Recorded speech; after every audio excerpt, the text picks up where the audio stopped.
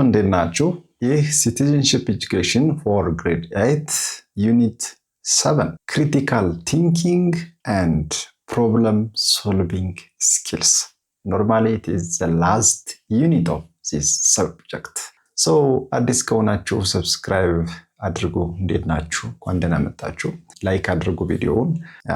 በጣም ብዙ ቲዩቶሪያሎች እየመጡ ነው ወደ እናንተ። የእናንተ ሚና መሆን ያለበት በትክክል መረዳት ነው። ትምህርቱ ይቀጥላል። ስለዚህ በዛሬው የምንነጋገረው it will be about critical thinking and problem solving skills.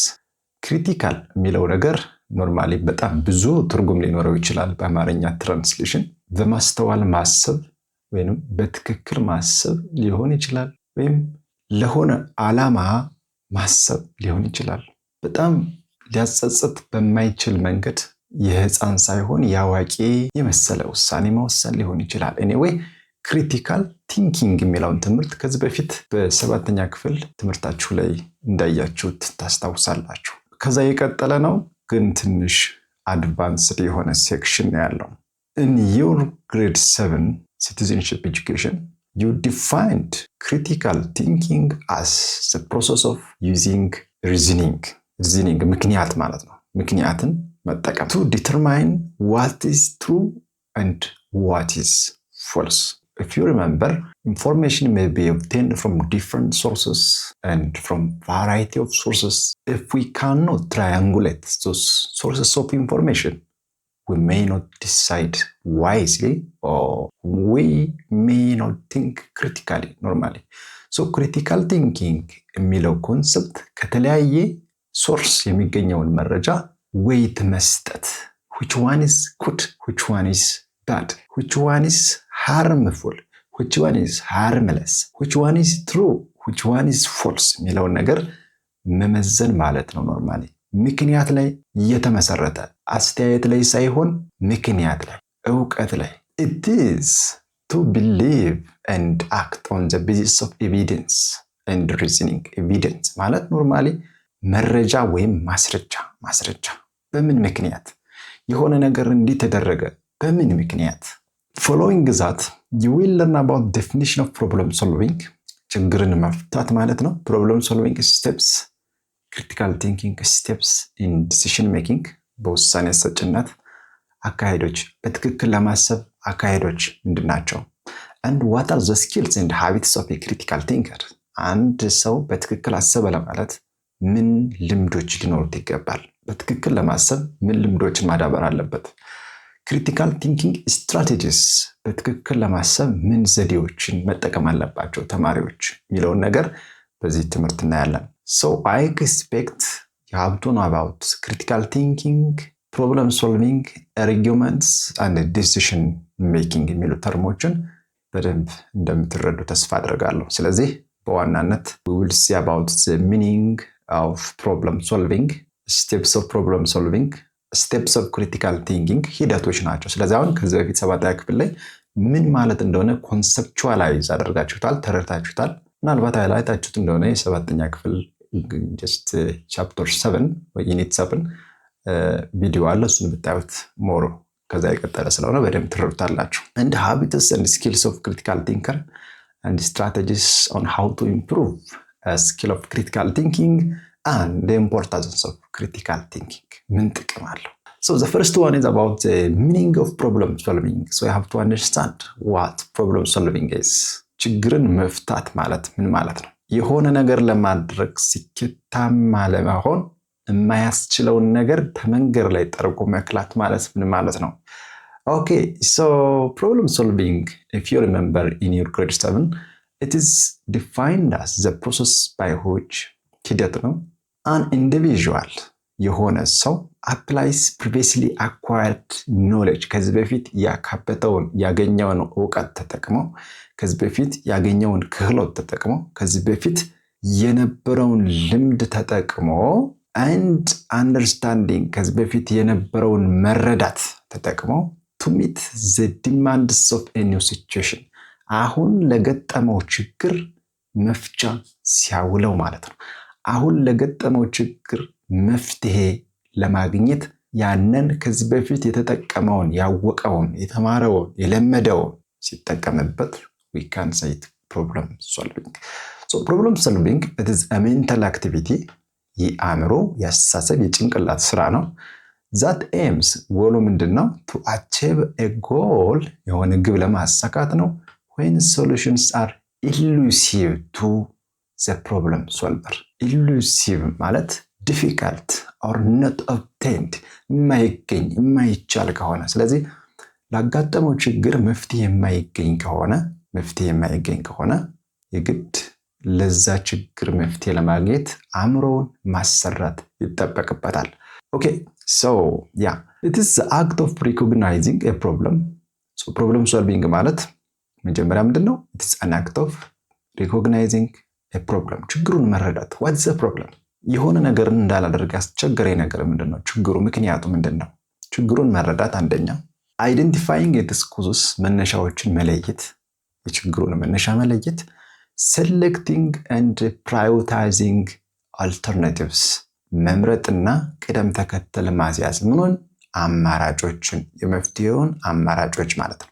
ከዛስ implement the solution መፍትሄውን መፈጸም። ከመረጥኳቸው አማራጮች መካከል ላጋጠመኝ ችግር የሚሆነውን መፍትሄ ተግባር ላይ ማዋል። So it is a way of thinking within reason and acting on evidence. Problem solving ማለት ምን አይነት መንገድ ነው? በምክንያት ማሰብና በማስረጃ በተደገፈ አካሄድ መተግበር። Working on problems is an important way to learn how to solve them. ችግሮች አንዳንድ ጊዜ working on problems ችግሮች ላይ መስራት በጣም ጥቅም አለው። ምን ለማድረግ? It is an important way to learn how to solve a problem. ችግር ገጥሞት ማያውቅ ሰው ለሚገጥሙት ጥቂት ችግሮች መፍትሄ ለማግኘት ይቸገራል። ችግሮች አንዳንድ ጊዜ የመፍትሄ ሰው እንድንሆን የሚያግዙ ናቸው። So, ጥቅም አላቸው ማለት ነው። This allows people to gain new knowledge. ምክንያቱም ችግሮች ሲያጋጥሙን ሰዎች እነዛን ችግሮች ለመፍታት ብዙ ስለሚያነቡ፣ ብዙ ሰው ስለሚጠይቁ፣ ስለሚያስቡ አዳዲስ እውቀት ያገኛሉ ማለት ነው። And by confronting problems እነዛን ችግሮችን በመጋፈጥም መፍታት ስለሚገባቸው በደንብ አዋቂዎች ይሆናሉ። አንድ ሰው 20 ዓመት፣ 10 ዓመት፣ 60፣ 70 ዓመት ኖረ ማለት ምንም ችግር ሳያጋጥመው ቢኖር የሚያውቀው ነገር ይኖራል ማለት አይደለም። የሚያጋጥሙትን ችግሮች ይፈታል። ስለዛ ልምድ አካብቷል ነው። ብዙ ዘመን ኑሯል አይደለም ዋናው ቁም ነገሩ። So students ተማሪዎች are expected to observe በደንብ እንዲመለከቱ፣ እንዲገነዘቡ፣ እንዲያስተውሉ ይጠበቃል።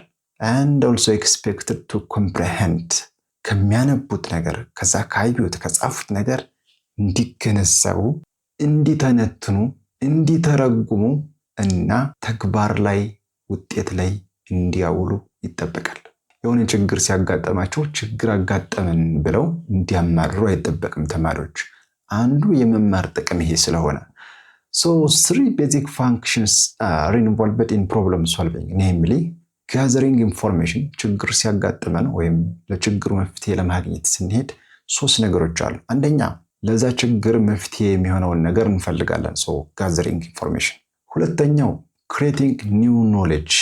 ከለቀምነው መረጃ ተመርኩዘን በዛ መሰረት ለችግራችን መፍትሄ የሚሆነውን ነገር አዲስ እውቀት እንፈጥራለን ከለቀምነው መረጃ።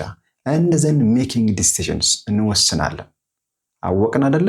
ባወቅነው መሰረት እንወስናለን። Normally this is research.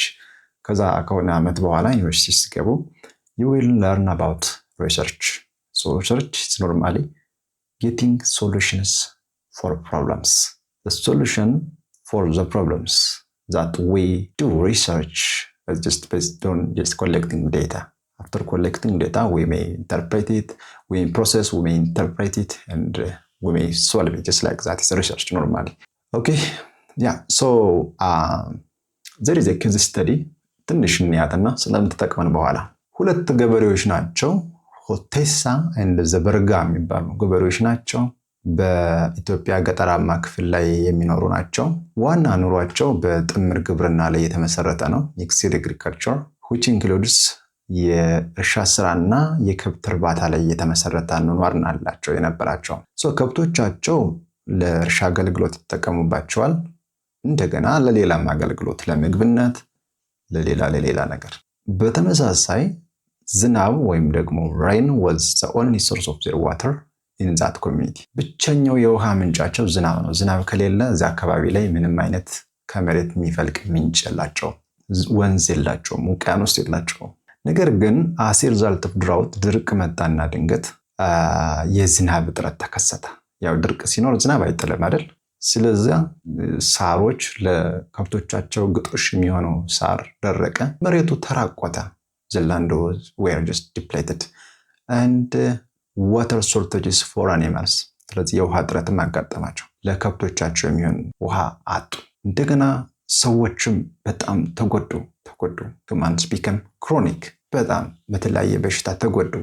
በዚህ ምክንያት as a result of this unjustified human intervention፣ በዚህ ምክንያት ያልተገባ ሰዎች የአካባቢው አያያዝ ላይ በጣም አስቸጋሪ አያያዝ ስለነበራቸው trees are also being deforested።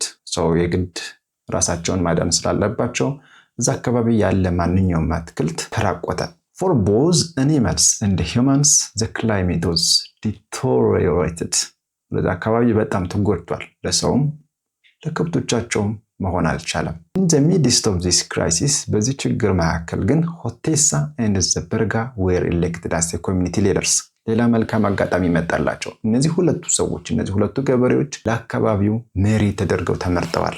they invited some of the community's influential members፣ በጣም ተጽዕኖ ፈጣሪ አካባቢ የሆኑ ሰዎችን ለምሳሌ እንደ ሙኒራ፣ የማነ፣ ባፋ፣ ከድር የሚባሉ ሰዎችን መረጡና መወያየት ጀመሩ። እንዴት የውሃ እጥረታቸውን መፍታት እንደሚገባቸው፣ እንዴት ለከብቶቻቸው ግጦሽ የሚሆነውን መሬት እንዴት ወደ ነበረበት ወደ ቀድሞው ሁኔታው መመለስ እንደሚገባቸው መወያየት ጀመሩ። they had a meeting every 3 days። በየሶስተኛ ቀኑ ይወያዩ ነበር። during the meeting በየስብሰባው some of them suggested a novel idea። በጣም ወሳኝና አዳዲስ ሐሳቦችን ያቀርቡ ጀመር ተሰብሳቢዎች። ለምሳሌ አንደኛው organizing a community፣ አካባቢውን ማደራጀትና ሰፊ የሆነ የአትክልት ተከላ ስራ፣ የአትክልት ተከላ ዘመቻ በጋራ በወል መሬታቸው ላይ ማከናወንና በየግል መሬታቸውም ላይ ማከናወን ያጠቃለለ ነበር። በተመሳሳይ ሌላ ግሩፕም እንዲሁ ሌላ ሐሳብ አመጣ። ለምሳሌ የተራቆተውን ሳር በአዳዲስና ድርቁን ሊቋቋሙ በሚችሉ ሌሎች ሳሮች መሸፈንም የቀረበው ሌላ ሁለተኛ አማራጭ ነው። ሌሎች ደግሞ እንዲሁ ሌሎች ሶሉሽንስ አመጡ። ለምሳሌ ለግጦሹ የሚሆነውን ነገር ለተወሰነ ጊዜ ምንም አለመንካት።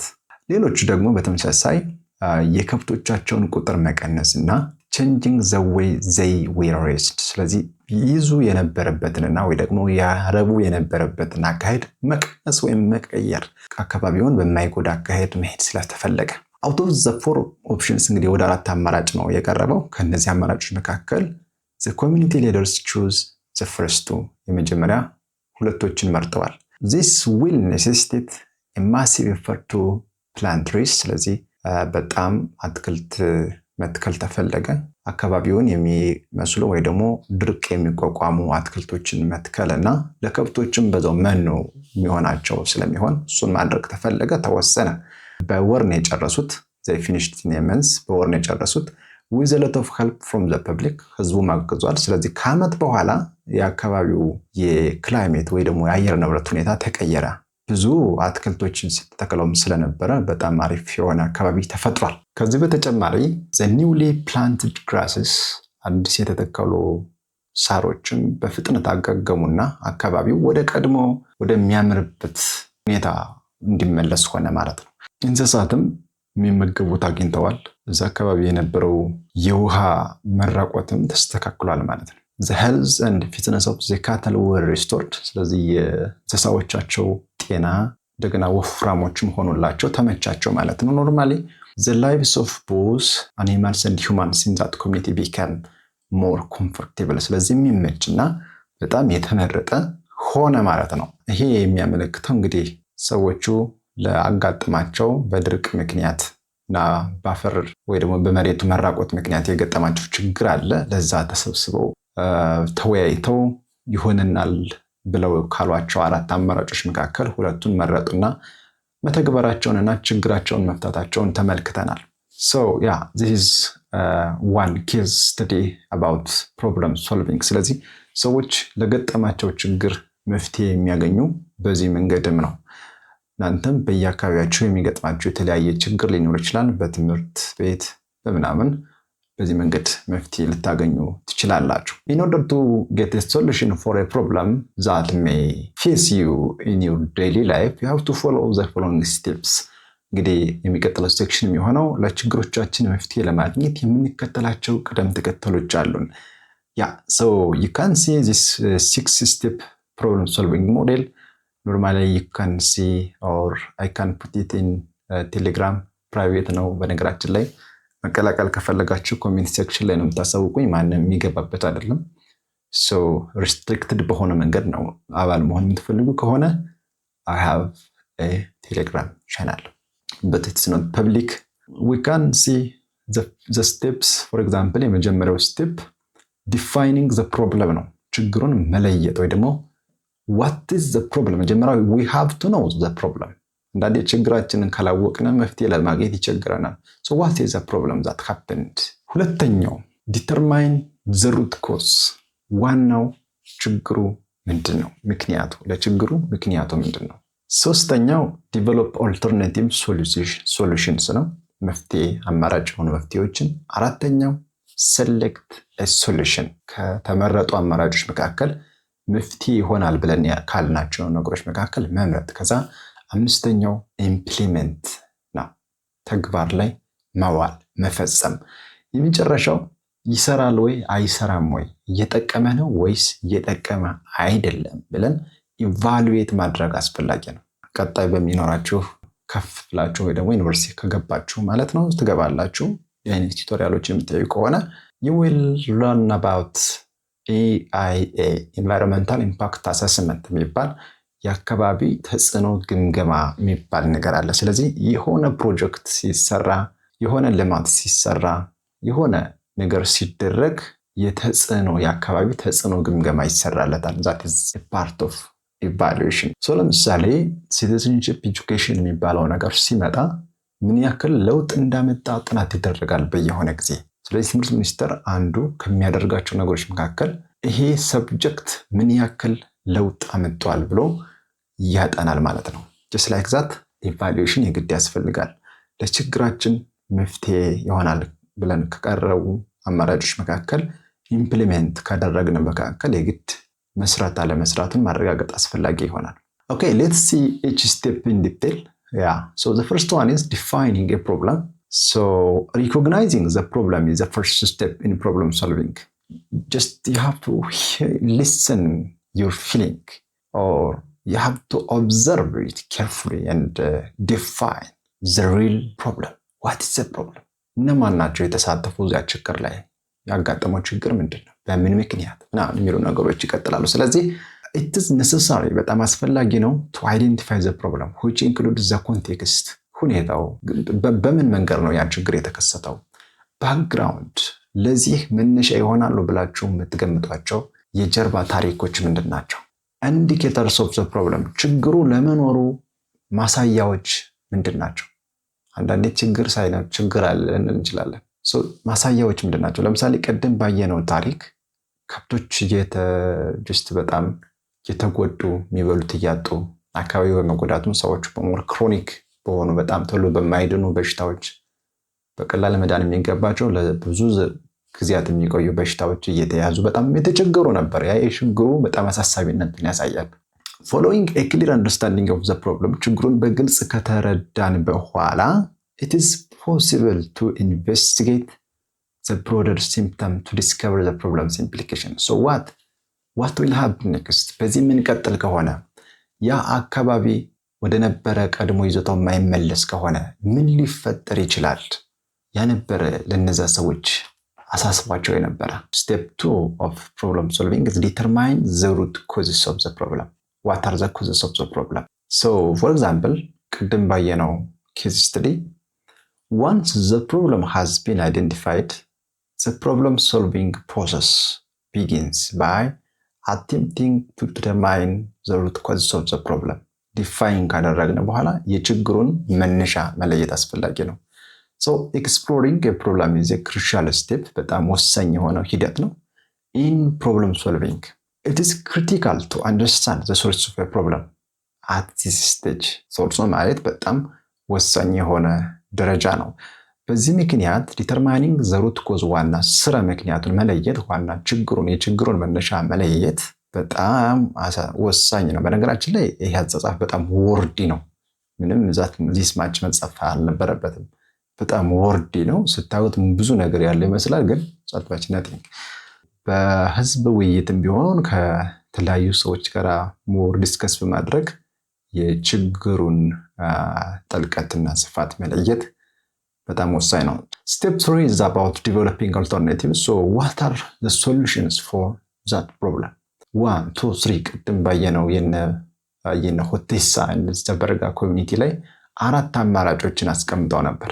ይሆናል ብለው ያስቀምጧቸው 4 ምርጫዎች ነበሩ። ከዛ ግን የመጀመሪያ ሁለቱን ነገሮች መርጠዋል። Just like that. So after analyzing a problem or after just the second step, የሚቀጥለው ነገር ምንድነው? It is possible to look at for different solutions. There could be several solutions depending on the understanding of the individuals. እንደየተረዱት እንደያወቁት መጠን ብዙ አማራጮች ሊኖሯቸው ይችላል፣ የመፍትሄ አማራጮች። ነገር ግን በዚህ መንገድ በጣም ብዙ መፍትሄዎች መካከል ግን መመረጥ የሚገባቸው በጣም ወሳኝ መፍትሄዎች አሉ። በጊዜ ምክንያት ተሎ የሚያልቁ ሊሆን ይችላሉ፣ ጉልበት የሚቀንሱ ጀስት ገንዘብ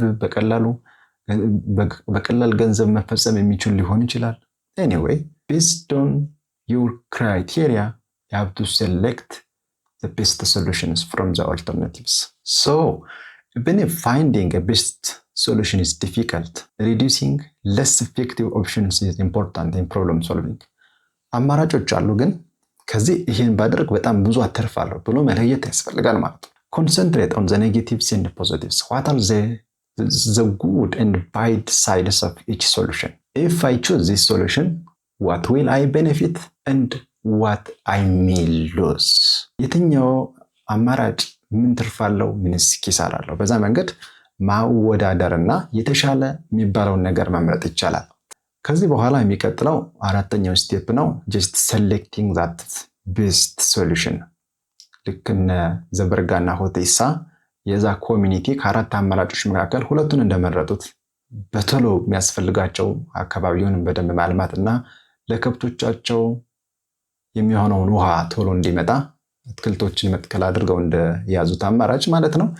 just like that, you have to choose your best solution.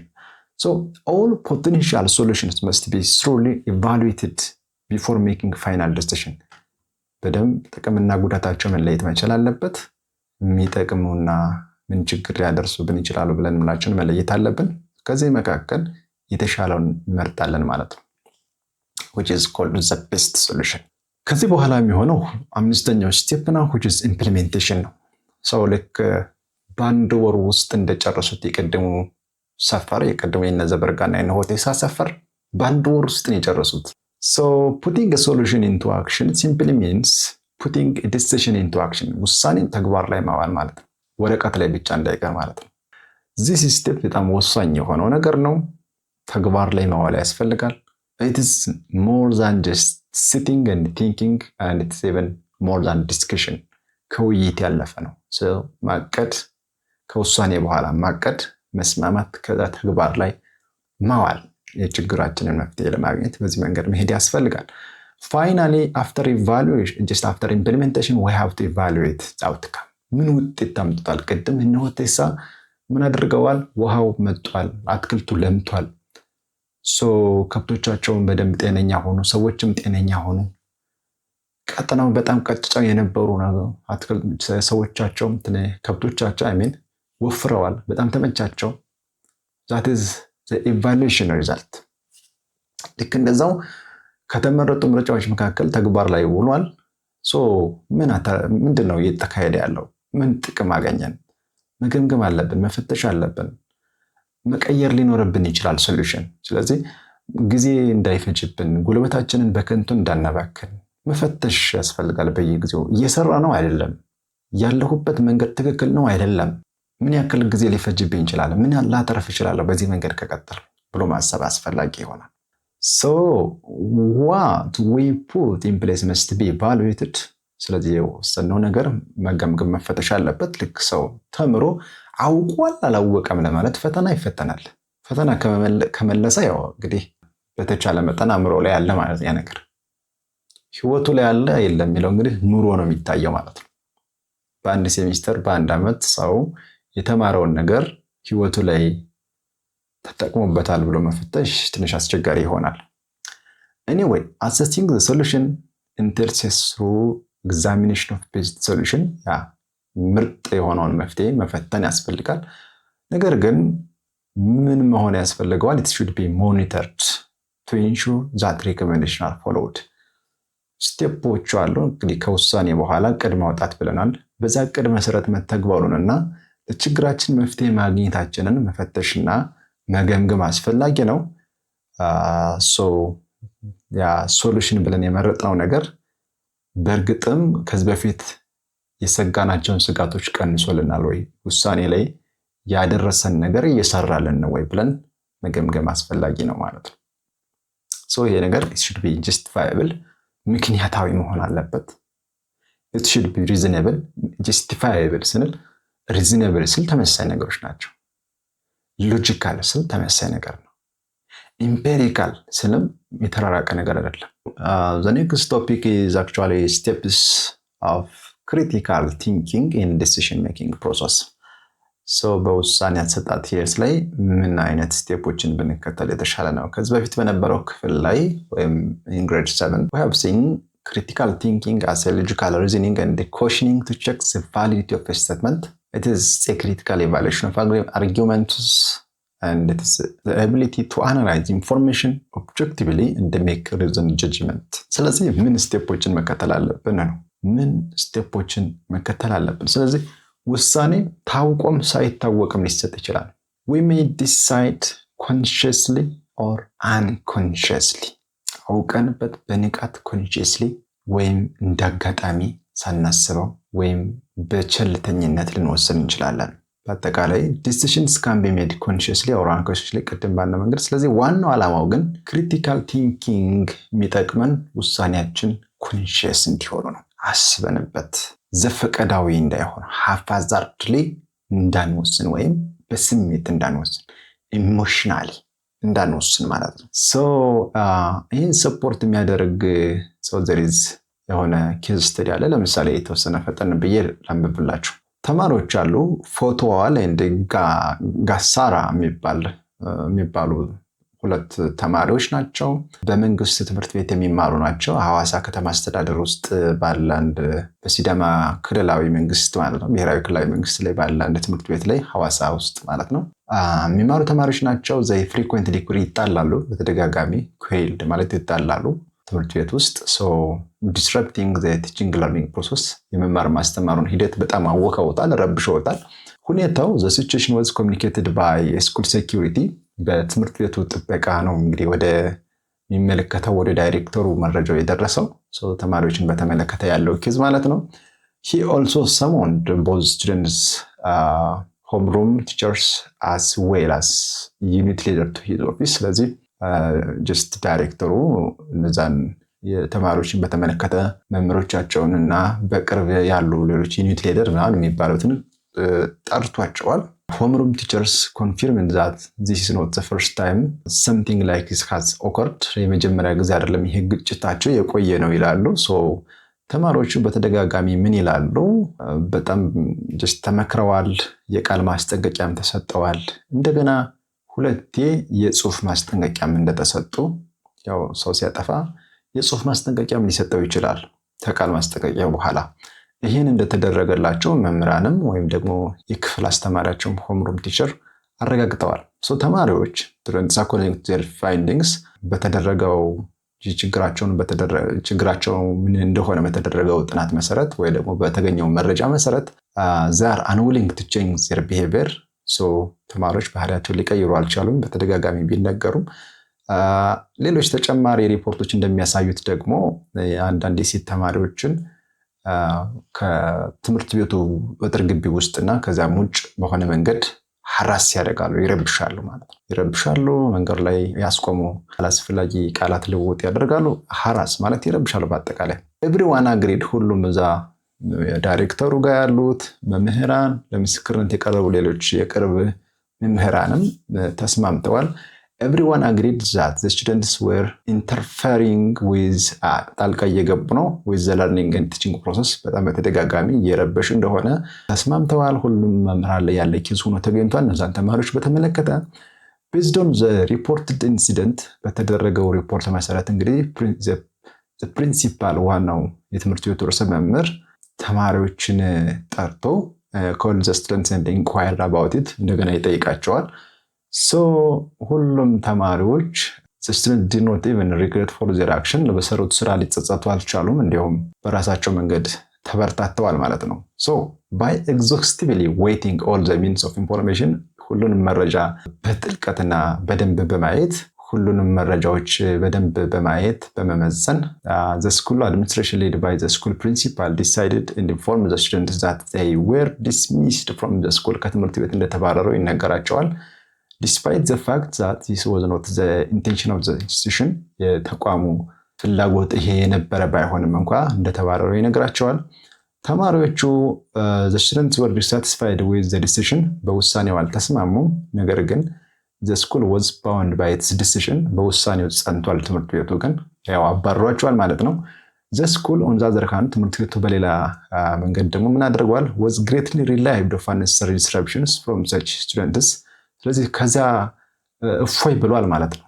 ካልተጠበቀ ከእንዲህ አይነት ዝም ብሎ ትምህርት የመማር ማስተማሩን ሂደት ከሚያውኩ ከሚረብሹ ተማሪዎች ነፃ ሆኗል፣ እፎይ ብሏል ማለት ነው።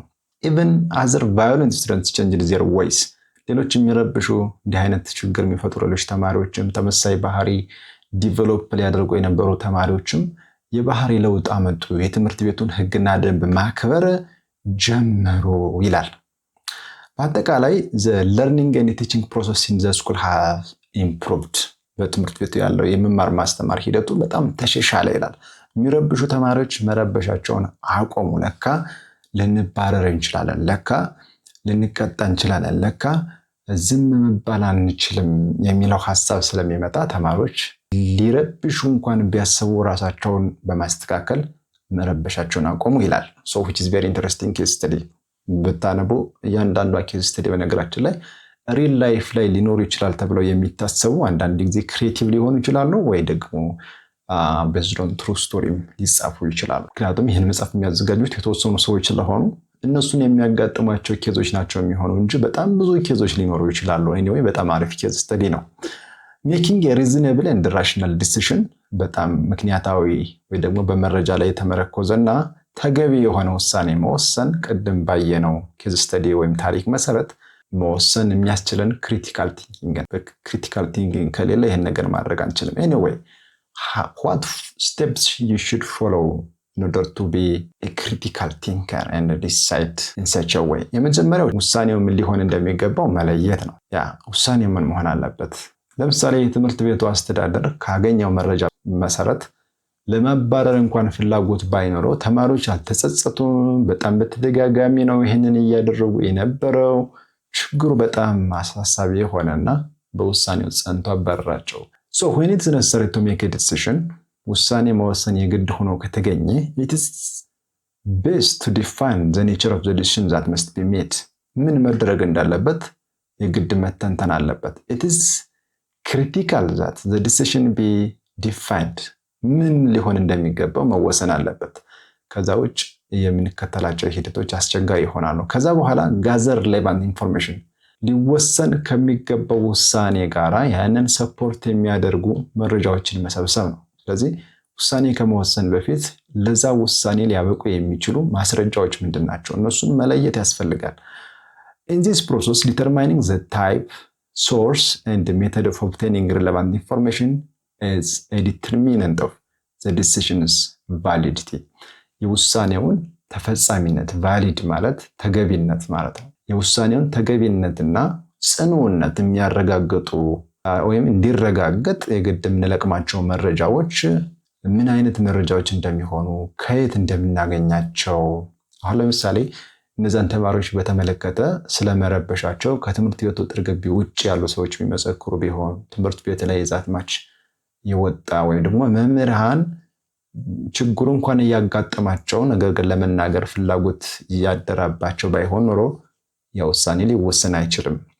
ምክንያቱም ዛትማች ዋተር ታይት ወይ ደግሞ ውሃ የቋጠረ ነገር ስለማይኖረው። So some of the data is internal and stems from his self-evaluation. Others may just obtained from somewhere else, just like that. ሶስተኛው አይደንቲፋይ አልተርናቲቭስ ነው። አማራጮችን መምከር ይሻላል ወይስ ማባረር ይሻላል የሚል እኮ ውሳኔ ነበረው ቀደም ላይ። ግን ተማሪዎች ባለመጸጸታቸው ምክንያት ሊባረሩ ቻሉ እንጂ አማራጮች ይኖራሉ። ክሪኤቲቭ አልተርናቲቭስ ምን ብናደርግ ይሻላል? የሚመክር ሰው እዛ ቀጥረን አስቀምጠን እንደውስጥ ይስተካከሉ እንጠብቃቸው ወይስ ሊባል የሚችል ነበር እኮ።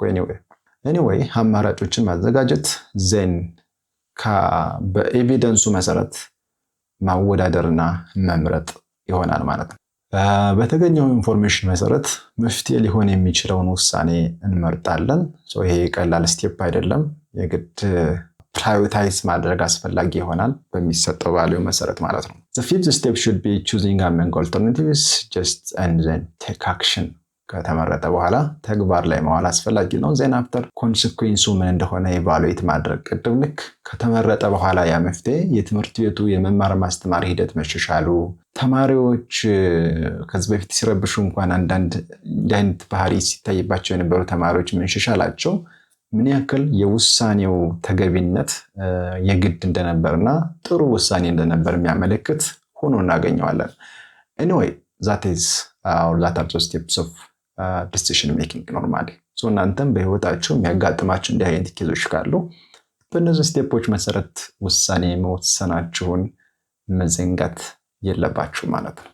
Okay, so the other one is the skills and habits of critical thinking and problem solving. ስለዚህ problem solving steps አየን and critical thinking or decision making steps አየን normally.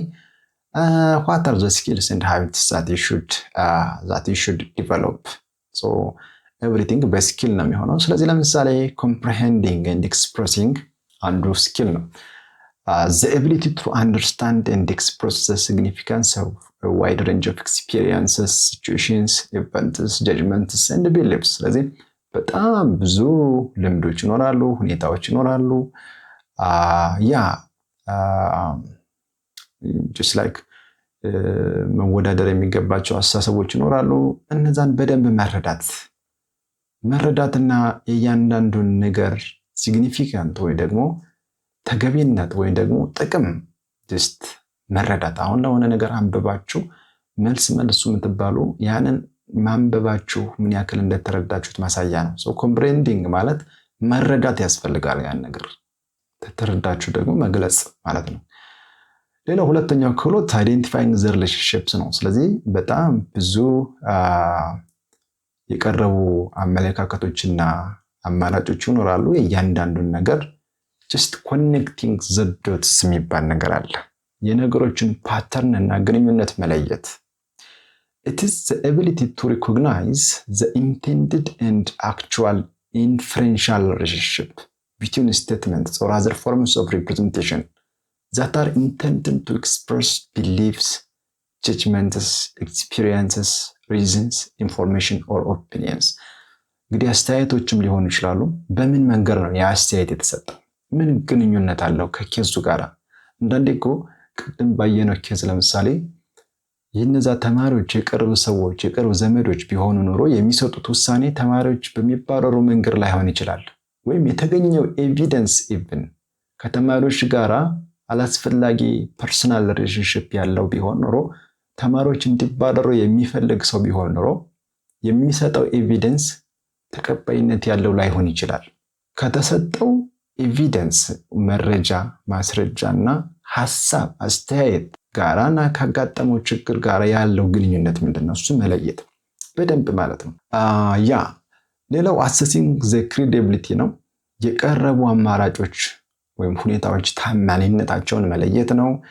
then drawing reasonable conclusions ተገቢ የሆነ ማጠቃለያ መስጠት ነው። ከዛ ምን እንረዳለን ምን እናድርግ የሚል የግድ አስፈላጊ ነው። explanation the ability to explain something የማብራራት ችሎታ self regulation ራስን መቆጣጠር በዛ ኬዝ ያለ መነዳትና ራስን ችሎ የመቆምና just የነገሮችን ጥልቀትና ሁኔታ just ስኮፓቸውን የመለየት አቅም የግድ አስፈላጊ የሆኑ ነገሮች ናቸው።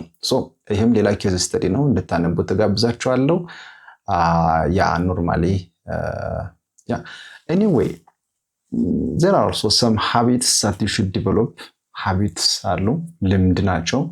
ሩቲን የሆነ behavior ነው ወይም የሚደጋገም ሁሉ ጊዜ የናንተን አይደንቲቲ ፐርሰናል አይደንቲቲ ኤክስፕረስ ሊያደርግ የሚችል ነው habit ልምድ ይባላል። ስለዚህ ለምሳሌ just ተጠቀሙትን ኤቪደንስ በክህሎትና ያለምንም አድሎ የመጠቀም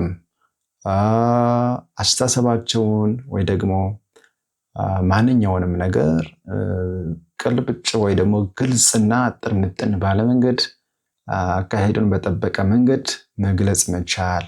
suspend judgment in the absence of sufficient evidence በቂ መረጃ ወይ ማስረጃ እስከምታገኙ ድረስ ምንም አይነት ውሳኔ ያለመስጠት በሂደር ማቆየት። acknowledge what they don't want, just what they don't know regarding the problems and controversial issues. አንዳንዴ ማታውቁት ነገር ሲሆን አላውቅም ማለት ወይም እስከምታውቁ መጠበቅ አስፈላጊ ይሆናል። strive for understanding ለመረዳት ሁሉ ጊዜ ጥረት ማድረግ፣ ሁሉ ጊዜ አዳዲስ ነገሮችን ለማወቅ ጥረት ማድረግ፣ አለመድከም፣ አለመሰልቸት አንዱ habit ሊሆን የሚገባው ነገር ነው። anyway ሌላው judgments based on evidence rather than just personal preference መሆን ስላለበት ስልጣናችሁን ለማሳየት እናንተ ተሻላችሁ መሆናችሁን ለማሳየት ሳይሆን ኖርማሊ በቀረበው ማስረጃና መረጃ መሰረት ውሳኔ መወሰን የሚሉ ሌሎች ክህሎቶች ናቸው። habits ልምዶች ናቸው። ሌላው habitually questions ሌላው ደግሞ ጥያቄ መጠየቅ፣ ሁሉ ጊዜ ጠያቂ መሆን። አንድ ሰው ሊሳሳት እንደሚችል ስህተት ልሰራ እችላለሁ ብሎ ማሰብ ስህተት እንዳልሰራ ግን በዚህ መንገድ ራሴን እቆጣጠራለሁ ብሎ ማሰብ። seek and offer clear reasons ለእያንዳንዱ ነገር ምክንያታዊ መሆን፣ ስሜታዊ ሳይሆን ምክንያታዊ መሆን። የመረጃ ሰው መሆን ለሚቀርቡ ሐሳቦች ሁሉ ክፍት መሆን፣ ማስተናገድ፣ ጥብብ አድርጎ ነገሮችን አለመረዳት፣ ከምን አንፃር ነው የተደረገ መለየት፣ ችግሩን ከሰዎች ጋር አለማገናኘት፣ ችግሩን ከሰዎች ነጥሎ ማየት መቻል፣ እውነትን ለመፈለግ ሁሉ ጊዜ መጣር በጣም ጥቂቶቹ ናቸው። ሌላ ኬዝ ስተዲ ያለ ኖርማሊ anyway ሌላው strategies to improve critical thinking in students በተማሪዎች ላይ በጥልቀትና በትኩረት እንዲያስቡ ከሚረዷቸው ዘዴዎች መካከል የትኞቹ ሊሆኑ ይገባቸዋል ነው። አንደኛው try and error method የሚባል ነው። መሞከር ነው። በቃ መሞከር ነው። ስህተት ይኖራል። ከዛ ስህተት ግን መማር ያስፈልጋል። ከስህተት የማይማር ምንድነው just like ምንድነው ፈንጃም ካይነው ይባላል። anyway ፈንጅ እስካልሆነ ድረስ ሰው ሲኖር ይሳሳታል። ከዛ ስህተት ግን መማር እና እንዲሁም ከትክክለኝነት በተሻለ መሰሳት የተሻለ ያስተምራል ይላል። anyway try and error method አንዱ ነው። just ትሞክራላችሁ፣ ትሳሳታላችሁ፣ ታስተካክላላችሁ። ዛትስ ለዛ ነው ከቀረቡ አማራጮች መካከል ኢምፕሊሜንት ያደረግነውን ኢቫሉዌት ማድረግ አለብን ምንል። based on that evaluation we may again just go back and reselect the second best solution. ሌላው being a lifelong learner የህይወት ዘመን ተማሪ መሆን። በቀኝ ከዚህ በኋላ በዚህ ዙሪያ ምንም ነገር አልፈልግም አለ ማለት ሰው ምንድነው ያለ አንድ ሰውዬ I am not yet done አለ አልጨረስኩም and I will continue doing አልጨረስኩም መስራቴን እቀጥላለሁ ማለት ነው። ሽማግሌ ነውና አልሞትኩም ስራዬን እቀጥላለሁ እያለ ነው ኖርማሊ። ስለዚህ ሰው እስካልሞተ ድረስ እስካለ ድረስ ሁሉ ጊዜ መማር አለበት። ሁሉ ጊዜ አዳዲስ መረጃዎችን ማየት፣ አዳዲስ አማራጮችን ማየት አለበት። ስላልጨረሳችሁ ማቋረጥ የለባችሁ ማለት ነው። ሲያልቅ ብቻ ያልቃል ማለት ነው። understand the barriers ሌላው ነው። ለእያንዳንዱ ነገር ኦብስታክል ይኖረዋል። so critically እንዳትወስኑ ሊያደርጓችሁ የሚችሉ ማነቆች፣ መሰናክሎች ይኖራሉ። የእድሜ ሊሆን ይችላል፣ የኢኮኖሚ ጉዳይ፣ የሰዓት፣ የወቅታዊ የፖለቲካ፣ የሃይማኖት አመለካከት፣ የባህል ሰምቲንግ፣ የቋንቋ ብዙ ነገሮች ይኖራሉ። ባሪየርስ መሰናክል ችግሮች ናቸው። ስለዚህ እነሱ ምንድን ናቸው መለየት። ክሬቲንግ ሜንታል ኢሜጅ ነው ሌላው። ይህ በጣም ወሳኝ የሆነ ነገር ነው። በአእምሮ መሳል መጀመሪያ ሊሆን የሚችለውን ነገር በአእምሮ መሳል። እንዲህ ቢሆንስ በአእምሯችሁ ትስሉታላችሁ። ይሄ በጣም ወሳኝ የሆነ ነገር ነው። ሲኪንግ ፓተርን ነው። ፓተርን ማለት አካሄድ ነው። በምን መንገድ ነው ያ ሶሉሽን መሆን የሚገባው? ፕሪዲክቴብል በሆነ መንገድ ያን ፓተርን እንግዲህ ሜንታል ኢሜጅ ከፈጠረላችሁ ፓተርኑን ለማዘጋጀት ቀላል ነው የሚሆን። የሆኑ ሰዎች ይሄ የእጅ ስራ ታውቃላችሁ አይደል? ወይም ስዕል አንድ ሰዓሊ የሚስለው ስዕል ምን ሊመስል እንደሚችል መጀመሪያ ሜንታል ኢሜጅ ይኖረዋል። ከዛ በኋላ አሰሳሉ መሆን እንደሚገባው ምን መሆን እንደሚገባው ይለያል ማለት ነው። ሌላው ማኒፑሌቲቭ መሆን ነው። ማኒፑሌቲቭ ጀስት ቦታ መቀያየር፣ የነገሮችን ቦታ መቀያየር ወይ ደግሞ የምትወስኑትን ውሳኔ ይሄን ባደርግስ ያን ባደርግስ እያሉ መሞከር ነው። ጀስት ላይክ መሞከር ትራይንደር ያለው ነገር ስሩ ማኒፑሌሽን የሚደረግ ነገር ነው። ኮንሲደሪንግ አንዩዥዋል ቪው ፖይንት፣ አንዳንዴ አዳዲስ የሆኑ ነገሮች ሊኖሩ ይችላሉ። ሶ ክሪቲካል ቲንከርስ ዱ ኖት ዋንት ቱ ፕሮሲድ ኢን ዘ ዩዥዋል ዌይ። ክሪቲካል ቲንከር የሆነ ሰው ሁልጊዜ የተለመደውና ተራ የሆነውን መንገድ አይከተልም። ሁልጊዜ አዳዲስና ያልተለመዱ ያልተጠበቁ መንገዶችን መከተል ይፈልጋል። if you are a critical thinker, one indicator that may assure you is that just if you follow some unusual steps, some unusual viewpoints express የምታደርጉ ከሆነ they have proclivity for looking for new solutions to older problems። እንዲህ ይላል አንዳንዴ it is impossible to solve new problems with old solutions ይላል። በድሮ በሬ ያረሰ የለም ይባላል አይደለ? አዳዲስ ችግሮችን ባሮጌ መፍትሄዎች ሶልቭ ማድረግ አይቻልም። ለአዳዲስ ችግሮች አዳዲስ መፍትሄ ይፈልጋሉ። ዘመናዊ ለሆኑ ችግሮች ዘመናዊ መፍትሄ ይፈልጋሉ። ያ so avoiding the trap of too much information። አንዳንዴ በልኪ የሆነ ብዙ መረጃ ብዙ ይኖራል። በተለይ በሶሻል ሚዲያ ዘመን ብዙ ነገር ይባላል፣ ሰው ብዙ ይላል። ከዛ መካከል ግን የተሻለውንና ክሬዲብል የሆነውን ነገር ለይቶ ማግኘት ሌላው ክህሎት ነው። ሌላው አይደንቲፋይንግ መልቲፕል ሶሉሽንስ፣ በጣም ብዙ ሶሉሽን ሊኖር ይችላል። ከዛ መካከል ግን የተሻለውን መምረጥ እንዲሁ ሌላው ክህሎት ነው። ሞኒተሪንግ ሶሉሽን፣ ክትትል ማድረግና የተሻለ የሆነውን ነገር መምረጥ ነው። ሶ ፋይናሊ ዋት አር ዘ ኢምፖርታንስ ኦፍ ክሪቲካል ቲንኪንግ ስኪልስ፣ እነዚህን ነገሮች ማድረግ ምን ጥቅም አለው ብለን ስንል የተወሰኑትን ማግኘት እንችላለን። you can read this case study normally. so አንደኛው normally it can help us to discover and overcome personal preconceptions and biases። ቀድመን የምናስባቸውን የተሳሳተ ሊሆን ይችላል፣ የሚጎዳ ሊሆን ይችላል፣ አድሎ ሊሆን ይችላል። እሱ ነገር እንዳይኖር ይረዳናል። it can also help us to formulate and present convincing reasons። አሳማኝ የሆኑ ምክንያቶችን ከጥሩ ማጠቃለያ ጋር እንድናቀርብ ያደርገናል፣ ምክንያቱም መረጃ ስላለን።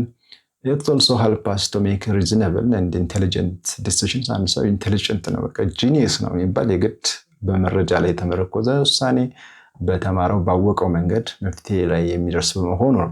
ሌላው ደግሞ ኢንዲፔንደንት ያደርገናል። በራሳችን የቆምን፣ በራሳችን መራመድ መሄድ የምንችል፣ በራሳችን ህይወታችን መምራት የምንችል፣ የሚያጋጥሙን ችግሮች መፍትሄ መስጠት የምንችል ያደርገናል። ክሪቲካል ቲንኪንግ ስኪል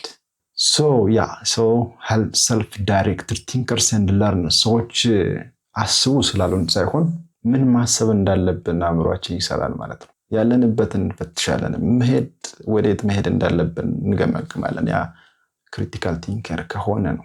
ሌላው ጥቅም ምንድነው? to defend an argument፣ ክርክር ይነሳል።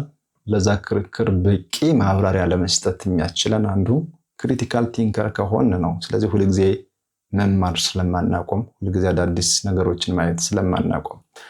ሌላው it can also help us just you as a reader to assess evidence in what you are reading and identify fake or illogical reasons። ስለዚህ በጣም ብዙ መረጃዎች አሉ። ከዛ የመምረጥ ክህሎታችን ይዳብር ሲሄድ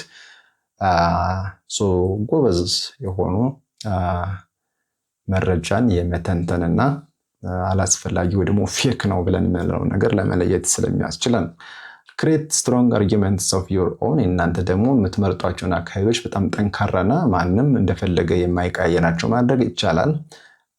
ሌላው to enable analyze and evaluate ስለዚህ የመተንተንና የመገምገም ክህሎት የማወዳደር የማቃረን ከዚህ የተሻለውን ይሄ እንዲህ ነው ብሎ የመምረጥ ክህሎትም ያዳብራል። ይሄ ደግሞ በጣም ወሳኝ ነገር ነው። to allow you develop more reasoned arguments for your assignment project examination questions just like that ስለዚህ በጣም ጠንካራና ምክንያታዊ የሆኑ ሐሳቦች እንዲኖራችሁ ያደርጋል። to use and draw evidence to justify your own arguments ተመሳሳይ ነገሮች ናቸው። to synthesize your own thoughts አስተሳሰባችሁን የበለጠ ተንተን አድርጋችሁ ለሰዎች ሊገባ በሚችል መንገድ ማዘጋጀት ስላላችሁ ማለት ነው። ስለዚህ በአጠቃላይ ክሪቲካል ቲንኪንግ በጣም ወሳኝ የሆነ ነገር ነው። ምክንያቱም ሰዎች በትክክልም ሰው እንዲሆኑ ያግዛል። critical thinking allows humans to fully develop as humans ገና ሰው አልሆንም እኮ አእምሮአችን ማሰብ እስካልቻለ በትክክል ማሰብ እስካልቻለ በራሱ መወሰን እስካልቻለ ክፍተቱን መሙላት እስካልቻለ በእያንዳንዱ ሁኔታ ሰዎችን መፈለግ እስካላቆመ ድረስ ገና ሰው አልሆንም። Humans are distinguished from other animals by their ability to think ሰዎች ከእንስሳት የሚለዩት አንዱ ማሰብ በመቻላቸው ኮሙኒኬት ማድረግ በመቻላቸው ነው። ማሰብ effectively communicate ማድረግ በመቻላቸው ነው። This ability to think should not be just relegated to a lower level where we are simply absorb what is told to us ስለዚህ የሰማነውን ያየነውን ዝምብለን just የምናጠራቅመውን ነገር ሁሉ በማየት መጨናነቅ የለበትም ኖርማሊ። ስለዚህ ክሪቲካል መሆን ያስፈልጋል። አናላይዝ መተንተን ያስፈልጋል። ሲንቴሳይዝ and weight just ማወዳደር አስፈላጊ ነው። የትኛው የተሻለ ነው የሚለውን and finally sound decision ወይም ደግሞ wise የሆነ ውሳኔ እንዲኖረን ያስችላል። ስለዚህ ማንኛውም ውሳኔ በክሪቲካል ቲንኪንግ ወይ ደግሞ በትኩረት አእምሮአችንን በደንብ በመጠቀም የተመረኮዘ ከሆነ so we can be a better human being and we can have a better family, we can have a better community and we can have a better country just as we wish.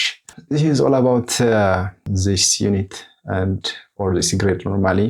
Let's see some review questions and let's stop the tutorial here just like in order to rehearse something. True false. Problem solving is a cognitive process that is based on reasoning and evidence. Cognitive ማለት አእምሮአዊ ማለት ነው።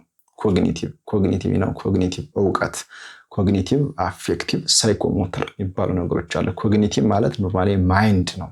it's like mind. affective ማለት heart ማለት ነው። psychomotor ማለት ኖርማሊ action. Anyway cognitive process is just mind process ማለት ነው። that is true. You can see some other questions and if you have any problem that I may help you, you can comment and this is all about. Thank you for having me. Thank you for following this tutorial.